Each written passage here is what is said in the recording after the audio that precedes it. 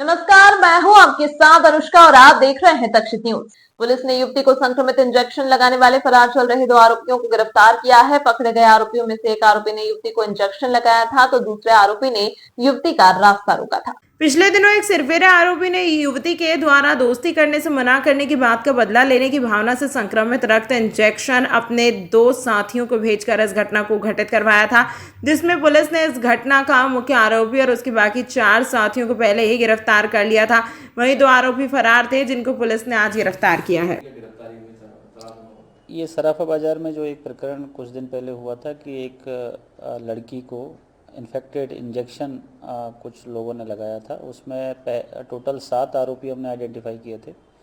5 को हम पहले ही गिरफ्तार कर चुके थे और जो उन 5 में मेन जो साजिश करता है और जो मेन आरोपी है वो भी था।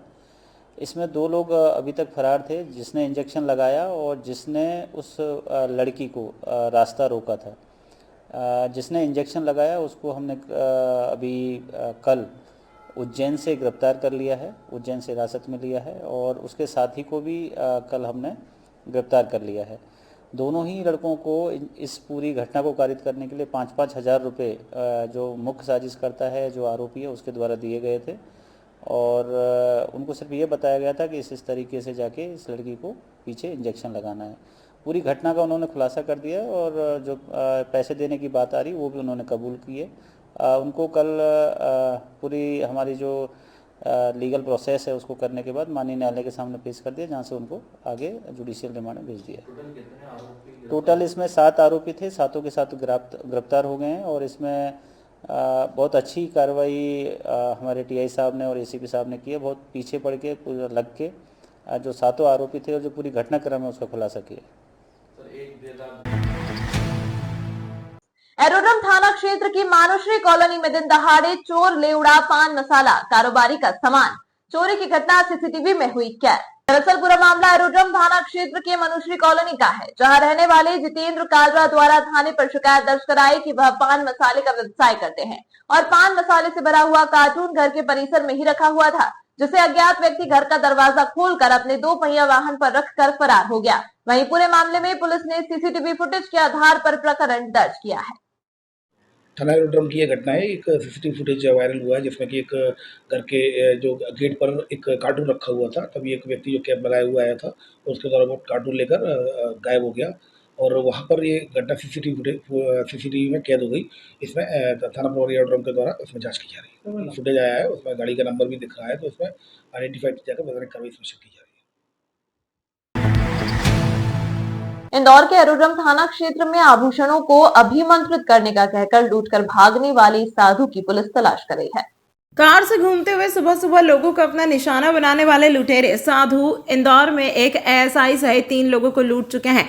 एरोड्रम थाना क्षेत्र में सुबह सुबह वॉक पर निकले एएसआई के पास आकर साधु ने उनकी सोने की चेन अभिमंत्रित करने का कहकर उतरवाई और बिना नंबर की कार से भाग गया। वहीं आरोपियों की तलाश में जुटी पुलिस को उस कार के सीसीटीवी फुटेज मिले हैं, जिससे दोनों लुटेरे घूम रहे हैं। पुलिस का दावा है कि जल्दी उन्हें पकड़ लिया जाएगा। ये एक प्रकरण आया था एरोड्रम थाने के अंदर, जिसके अंदर 2 व्यक्ति हैं जो बिना नंबर प्लेट की कार में आते हैं।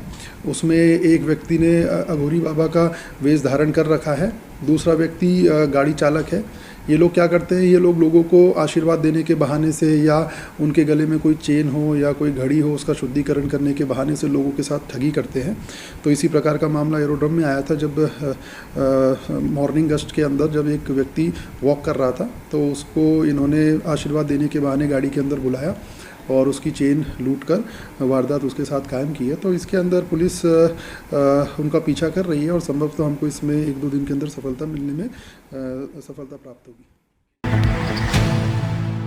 जिला प्रशासन द्वारा इंदौर को सुरक्षित शहर बनाने के प्रयास में कलेक्टर कार्यालय में सामुदायिक कैमरा निगरानी उपनियम को लेकर महत्वपूर्ण बैठक हुई, जिसमें इंदौर शहर की सुरक्षा की दृष्टि में भी नंबर 1 बना रहे। इस संदर्भ में इंदौर शहर में 13,000 प्रतिष्ठानों पर 55,000 कैमरे लगाने का निर्णय लिया गया। कलेक्टर आशीष सिंह ने बताया कि जल्द ही नगर निगम व पुलिस प्रशासन से कैमरे लगवाने के संदर्भ में योजना बनाकर कार्य को आगे बढ़ाया जाएगा। उसके साथ ही सभी सीसीटीवी कैमरे की मॉनिटरिंग कंट्रोल रूम में की जाएगी। वह सभी डाटा कंट्रोल रूम से संग्रहित किया जाएगा, जिसके लिए सभी इंटरनेट सर्विस प्रोवाइडर से चर्चा की जाएगी। देखिए, आज एक बहुत महत्वपूर्ण बैठक जो कम्युनिटी कैमरा पॉलिसी है उसको लेके रखी गई थी और इंदौर को एक सेफ सिटी के रूप में डेवलप करने के लिए बहुत अच्छी पॉलिसी है, जिसमें कि जनभागीदारी से हमारा प्लान है कि लगभग 13,000 जगहों पर 55,000 के आसपास सीसीटीवी कैमरे न केवल लगाए जाएंगे बल्कि उनकी मॉनिटरिंग का भी एक बहुत अच्छा सिस्टम डेवलप किया जाएगा और ख़ास तौर पर पुलिस के लिए और अन्य सुरक्षा कारणों के लिए बहुत ही महत्वपूर्ण कदम है। इस हेतु हम लोगों ने ऐसे जो 13,000 प्रतिष्ठान हैं उनकी सूची बनाई है और वो नगर निगम और पुलिस के द्वारा उनसे संपर्क किया जाएगा और जन भागीदारी के जरिए ये कैमरा लगाने की कार्रवाई प्रारंभ कराई जाएगी। इसके साथ साथ आगे आने वाले दिनों में जितने भी इंटरनेट सर्विस प्रोवाइडर्स हैं वो भी उनको हम लोग इनके साथ में जोड़ेंगे, जिनके माध्यम से जो सीसीटीवी का पूरा डेटा होगा वो हमारे कंट्रोल रूम तक लाके दिया जाएगा।